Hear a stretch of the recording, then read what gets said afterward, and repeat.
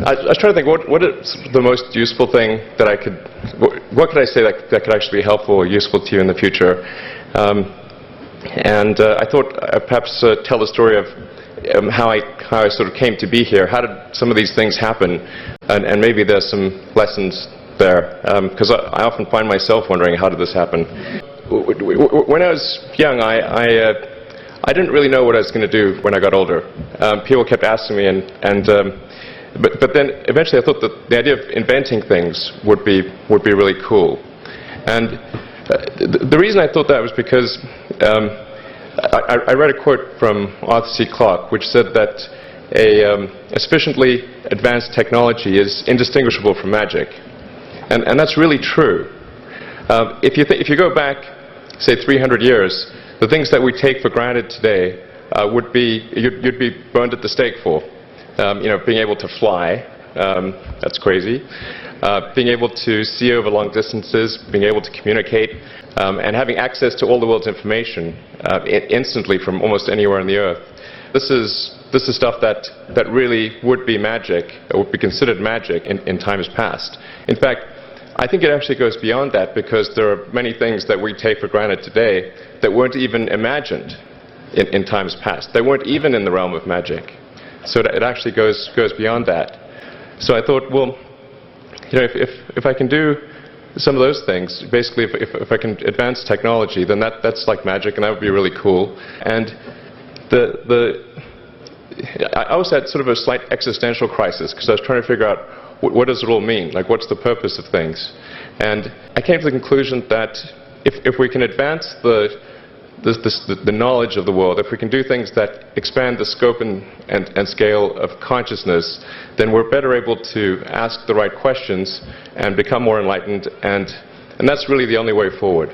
So I studied physics and business, because I figured in order to do a lot of these things, you need to know how the universe works, and you need to know how the economy works.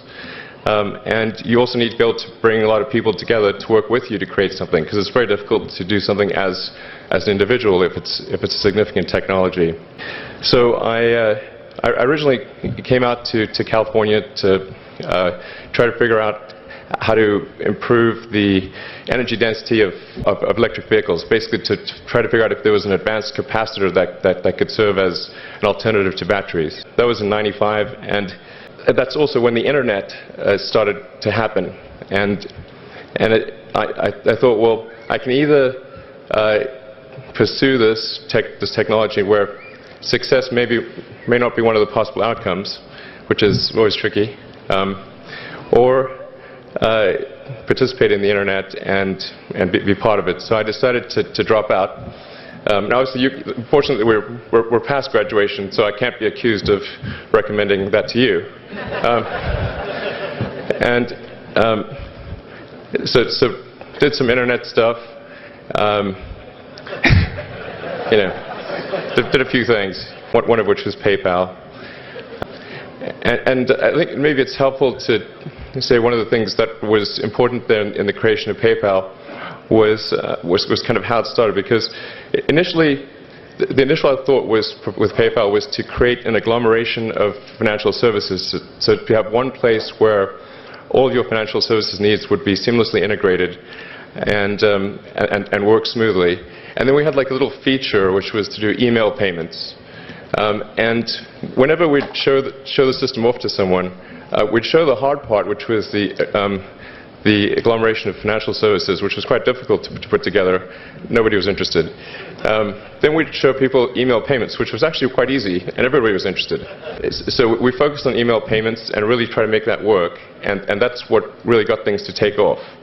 But if we hadn't responded to what people said, then we probably would not have been successful. So it's important to look for things like that and focus on them when you see them, and you correct your prior assumptions.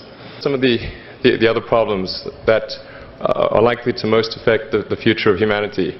It really wasn't from the perspective of what's the rank-ordered best way to make money, which is okay, but it was really what I think is going to most affect the future of humanity. So I think the biggest terrestrial problem we've got is sustainable energy, but the production and consumption of energy in a sustainable manner. If we don't solve that this century, we're in deep trouble. And then the other one being the extension of life beyond Earth to make life multiplanetary. So that's the basis for. The latter is the basis for SpaceX, and the former is the basis for Tesla and Solar City. And when I started SpaceX, initially I thought that, well, there's no way one could possibly start a rocket company. I wasn't that crazy. But then I thought, well, what is a way to increase NASA's budget? That was actually my initial goal. So I thought, well, if we can do a low-cost mission to Mars, something called Mars Oasis, which would land seeds with seeds in dehydrated nutrient gel, and you hydrate them upon landing, and then you'd have this great sort of money shot of green plants on a red background. And the public tends to respond to precedents and superlatives, and this would be the first life on Mars, the furthest that life's ever traveled, as far as we know. And I thought, well, that would get people really excited, and therefore increase NASA's budget. So obviously the financial outcome from such a mission would probably be zero. So anything better than that was on the upside. So I actually went to Russia 3 times to look at buying a refurbished ICBM. Because that was the best deal. And I can tell you it was very weird going there in late 2001, 2002, going to the Russian rocket forces and saying, I'd like to buy 2 of your biggest rockets. You can keep the nuke. That's a lot more. And that was 10 years ago, I guess, so they thought I was crazy. But I did have money, so that was okay. And after making several trips to Russia, I came to the conclusion that actually my initial impression was wrong about because my initial thought was, well, that there's not enough will to explore and expand beyond Earth and have a Mars base and that kind of thing. But I came to the conclusion that was wrong. In fact, there's plenty of will, particularly in the United States, because the United States is a nation of explorers, of people who came here from other parts of the world. I think the United States is really a distillation of the spirit of human exploration. So, but if people think it's impossible, then, or it's going to completely break the federal budget, then they're not going to do it. So after my 3rd trip, I said, okay, well, what we really need to do here is try to solve the space transport problem, and started SpaceX. And this was against the advice of pretty much everyone I talked to. One friend made me sit down and watch a bunch of videos of rockets blowing up. Let me tell you, he wasn't far wrong. It was tough going there in the beginning because I'd never built anything physical. I mean, I'd built like little model rockets as a kid and that kind of thing, but I never had a company that built anything physical. So I had to kind of figure out how to do all these things and bring together the right team of people.